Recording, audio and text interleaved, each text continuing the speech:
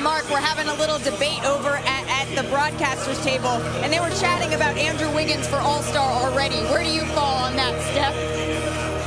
Whether he should be an All-Star? What kind of debate is that?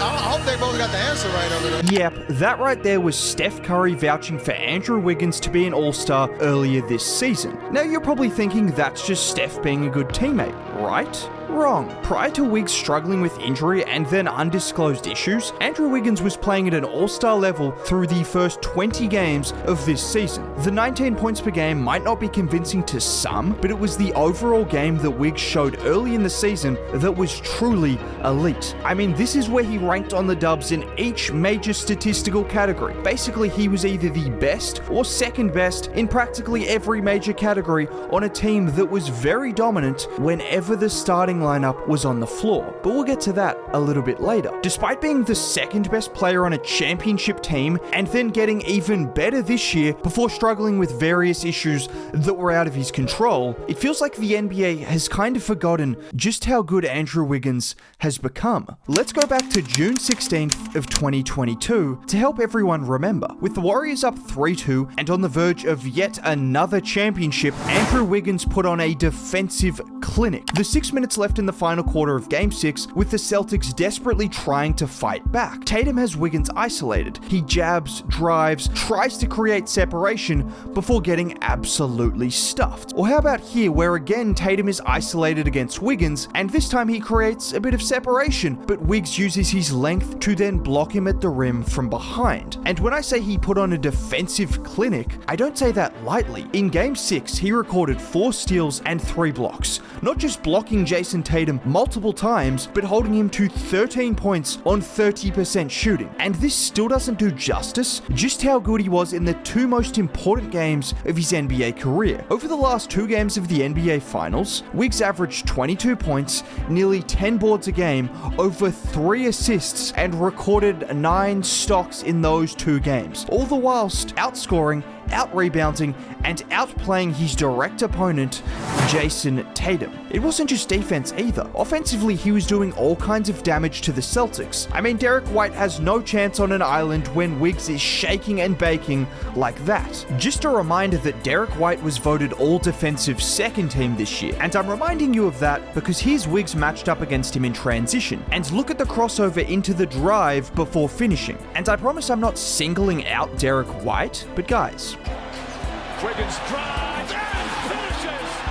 Exclamation point! And this is why Wiggs is such a unique player, because not only is he an elite athlete and off-ball player, but let's not forget he has the capacity to score 25 a night if given the opportunity. How many 6'8" players with his athleticism have this level of handle and quickness? And that's just one of many examples where Wiggs shows off the guard-like skills that had him compared to some NBA legends coming out of high school. He can also go behind the back and finish at the rim like this. Now, when you have a team with these guys, Wiggs isn't required to score 25 a night, but it's games like Game 5 versus Boston where that ability can win you a game and help win a chip. Now, speaking of winning chips, we got to talk more about his defense and what makes him so special. Right here is De'Aaron Fox bringing the ball up the floor. You're probably pretty familiar with just how quick he is. He's also a 6'3" guard, so 6'7" Andrew Wiggins, who plays as a forward, shouldn't be able to guard him in the open court, right? Watch here as Fox tries to use his quickness to get around the Sabonis screen, yet Wiggs stays attached and uses his length to block his shot from behind. Or how about against Darius Garland, who is another one of the shiftiest players in the NBA. He tries to shake free from Wiggs before hitting a step through, and Wiggs just hits him with a straight up disrespectful block. And this right here is why Andrew Wiggins is an elite defender. Not only does he have the quickness to hang with guards, but despite looking half the size of guys like LeBron James and Kawhi Leonard, he's also ridiculously strong and able to match up with those guys as well. Like on this play where LeBron creates no separation with his back down before going to a heavily contested fade, which is a brick. And there's a reason I'm mentioning this versatility. Right here are some names: Aaron Gordon, Giannis Antetokounmpo, Anthony Davis and LeBron James, Kawhi Leonard, Andre Iguodala, and of course, Andrew Wiggins and Draymond Green. What do all of these guys have in common? They are capable of dominating a game on defense with a combination of defensive versatility and defensive playmaking. They also all happen to be recent NBA champions because of that very reason. This is a huge reason the Warriors still believe they are championship contenders, because, well, they've got a guy called Steph Curry. He's okay. And in addition to that, they also have two guys in Draymond Green and Andrew Wiggins that are built for playoff defense. In fact, the whole starting lineup has been consistently dominant when healthy. I mentioned it before, but through the first 24 games of the season prior to Wiggs' injury, all of the Dubs starters were top 20 in plus minus, with Steph Curry 4th in the league. Despite this, the Warriors were only 13-9 at the time because of the struggles they had with the bench. Well, now they've brought in some reinforcements to hopefully fix that. But getting back to Wiggs, the biggest X factor in his game isn't his defense. We already know that's great and it's going to continue to be. It's his three-point shooting. Over the last 3 years as a Warrior, he's shooting 39% from 3 on 5.5 attempts a game, which is crazy for someone that was never considered a good three-point shooter. And if we go a step further, earlier this season, he was shooting 45% in his first 20 games prior to that injury. Now, I don't think I really need to explain why this is so crucial. Just take this play for example. Steph and Loon run a pick and roll. Steph draws 2 defenders, the defense then collapses, which leaves Wiggs wide open. And this is why he's vital as a spacer. Whenever Steph runs that pick and roll with one of Loon or Dre, the defense is forced to collapse, and most of the time help off Wiggs because, well, they aren't going to help off Clay.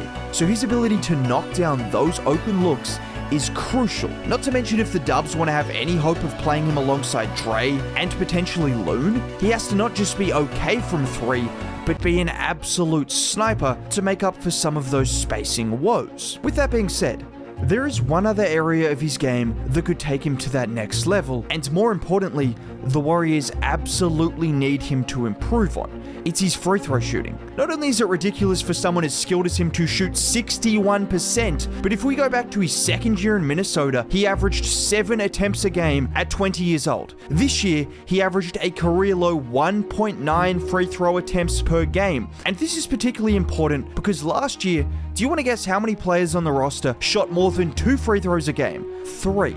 One of those guys was just traded, and the other guy is 20 years old coming off the bench. Aside from Steph Curry and Jonathan Kuminga, Andrew Wiggins is the only other guy that can consistently get to the rim and get to the free throw line. There's no reason with his physical traits and skill set he can't double, even triple his attempts from last season, which the Warriors need him to do, considering they shot the lowest amount of free throws last year and just traded away their number 1 player for attempts. Now, if you want to hear about 2 other super athletes and lockdown defenders, take your pick from one of these 2 videos. Either way, have a nice day. Bye.